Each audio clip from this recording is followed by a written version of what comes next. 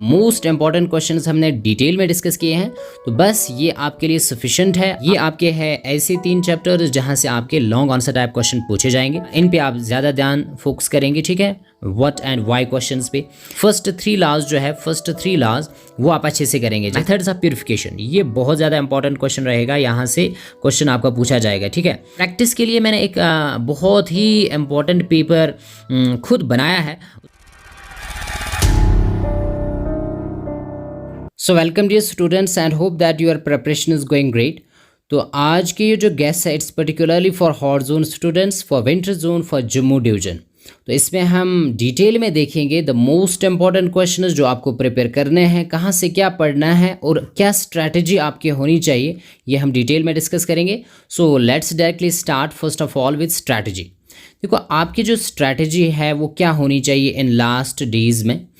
तो first of all material आपके पास क्या होना चाहिए, जो आपके क्लास नोट्स है, जो आपने शॉर्ट में नोट्स बनाए हैं उनको आप देखेंगे। और उसके अलावा जो मैंने यहाँ पे ये कंप्लीट केमिस्ट्री की एक प्लेलिस्ट यहाँ पे दी है, हर एक चैप्टर का 1 शॉट वीडियो यहाँ पे मैंने दिया है। इसमें हर एक चैप्टर के मोस्ट इंपॉर्टेंट क्वेश्चंस हमने डिटेल में डिस्कस किए हैं।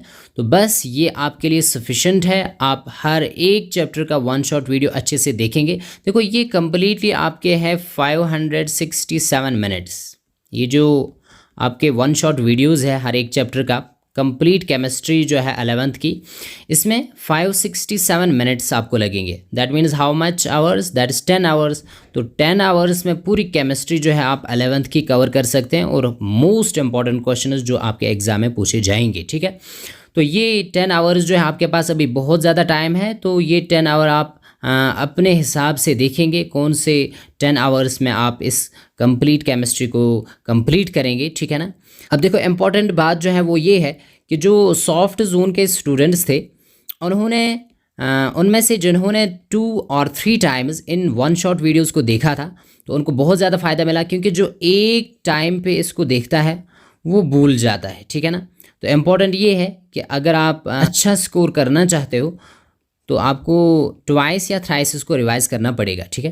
तो ये इंपॉर्टेंट रहेगा, ये थी स्ट्रैटेजी। उसके बाद हम देखेंगे लॉन्ग आंसर टाइप क्वेश्चंस। देखो लॉन्ग आंसर टाइप क्वेश्चंस जो है पहले कहाँ से पूछे जाएंगे वो इंपॉर्टेंट है, आप याद रखेंगे। यूनिट नंबर 2 जो है, और उसके बाद unit number 9 and then unit number 10। ये आपके हैं ऐसे 3 चैप्टर्स जहाँ से आपके लॉन्ग आंसर टाइप क्वेश्चन पूछे जाएंगे। तो लॉन्ग आंसर टाइप क्वेश्चंस कौन से होंगे, कहाँ से प्रिपेयर करेंगे, इसके लिए मैंने ऑलरेडी आपको दिए हैं long answer type questions, LAT questions, ठीक है ना। उसके लिंक जो है डिस्क्रिप्शन बॉक्स में आपको मिल जाएगी, वहाँ से उनको आप प्रिपेयर करेंगे, ठीक है। और उसके बाद जो है that is MCQs type questions, that is section A multiple choice questions, ठीक है।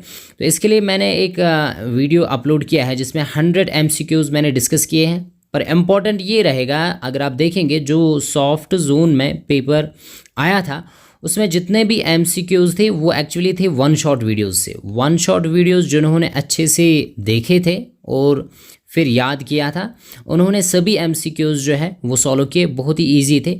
तो that's why I always prefer that you will just study these 1 shot videos in detail। बहुत ही ज़्यादा इंपॉर्टेंट रहेंगे ये, ठीक है।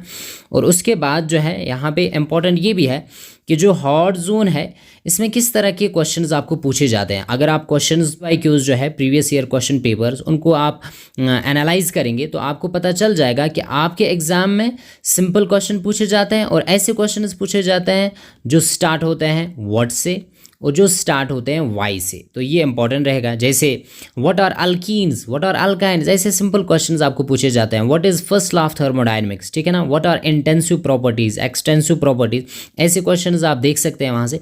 सिमिलरली वाई, जैसे आपके पास है बेंजीन, बेंजीन जो है it undergoes electrophilic substitution reactions, तो न्यूक्लियोफिलिक सब्स्टिट्यूशन रिएक्शन इसमें क्यों नहीं होता है, ऐसे क्वेश्चंस आपको पूछे जाते हैं, ठीक है। तो ये आप इन पे आप ज़्यादा ध्यान फोकस करेंगे, ठीक है, व्हाट एंड वाई क्वेश्चंस पे। अब देखो कुछ टॉपिक्स ऐसे हैं जिनमें डेफिनेटली आपको क्वेश्चन पूछा जाएगा, इनको मैंने यहाँ पे लिखा है डू और डाई टॉपिक्स, ठीक है। तो ये क्वेश्चंस आपको किसी भी हाल में इनको करना है, ठीक है, ये बहुत ही ज़्यादा इंपॉर्टेंट है। बाकी आप कंप्लीट गेस देखेंगे जो जिसकी लिंक जो है डिस्क्रिप्शन बॉक्स में दी गई है, पर इन टॉपिक्स को आप स्किप नहीं करेंगे, इनमें से क्वेश्चन डेफिनेटली पूछा जाएगा। जैसे लॉज ऑफ केमिकल कॉम्बिनेशन, इसमें फर्स्ट थ्री लॉज वो आप अच्छे से करेंगे। जैसे law of conservation of mass and energy है, लॉ ऑफ डेफिनेट प्रोपोर्शन है, लॉ ऑफ मल्टीपल प्रोपोर्शन है, ठीक है। बोहर्स मॉडल इंपॉर्टेंट रहेगा, ठीक है, यहाँ से आपको आना चाहिए एनर्जी निकालना, ठीक है। इसके पोस्टुलेट्स आप देखेंगे, इसके लिमिटेशन देखेंगे, ये बहुत ही इंपॉर्टेंट रहेगा। नेक्स्ट जो है इलेक्ट्रॉनिक कॉन्फ़िगरेशन आपको आनी चाहिए, जैसे क्रोमियम, कॉपर, आयरन, ठीक है, और इनके आयॉन्स की, जैसे Cr पॉजिटिव है ना, Cu positive, iron divalent positive, तो आपको ये आना चाहिए, इंपॉर्टेंट रहेगा। और इसमें आप देखेंगे लॉज, जैसे अहबाउज प्रिंसिपल है, ठीक है ना, पॉलीज एक्सक्लूजन प्रिंसिपल है, हंड्स रूल है, इंपॉर्टेंट रहेगा। पीरियोडिक प्रॉपर्टीज़ में इंपॉर्टेंटली आप देखेंगे आयोनाइजेशन एंथैल्पी, ठीक है, एंड इलेक्ट्रॉन गैन एंथैल्पी, ठीक है, एटॉमिक साइज, आयोनिक साइज, उनका ट्रेंड आप देखेंगे, ठीक है, फैक्टर्स जो इनको अफेक्ट करते हैं, तो ये इंपॉर्टेंट रहेंगे। इलेक्ट्रोनेगेटिविटी है, अनसर्टेनिटी, हिजनबर्ग्स अनसर्टेनिटी प्रिंसिपल इंपॉर्टेंट रहेगा, ठीक है। नेक्स्ट क्वांटम नंबर्स इंपॉर्टेंट रहेंगे, है ना, 4 क्वांटम नंबर्स हैं, चारों को डिटेल में आप पढ़ेंगे। विस्पर थ्योरी एंड एमओटी, देखो ये बहुत ही ज़्यादा इंपॉर्टेंट टॉपिक है। यहाँ से डेफिनेटली आपका जो क्वेश्चन पूछा जाता है, देखो यहाँ से आपको क्या क्या पूछा जाता है। एक तो हाइब्रिडाइजेशन आपको आनी चाहिए निकालने, ठीक है। नेक्स्ट जो है आपको शेप आना चाहिए बताना on the base of whisper theory. तो बहुत ही जो इंपॉर्टेंट मॉलिक्यूल्स हैं वो मैंने वन शॉट वीडियो में बताए हैं, वहाँ से आप देखेंगे। एमओटी से क्या पूछा जाता है, बॉन्ड ऑर्डर आपको आना चाहिए निकालना, ठीक है। सिमिलरली आपको आना चाहिए बताना molecular orbital energy level diagram, ये इंपॉर्टेंट है।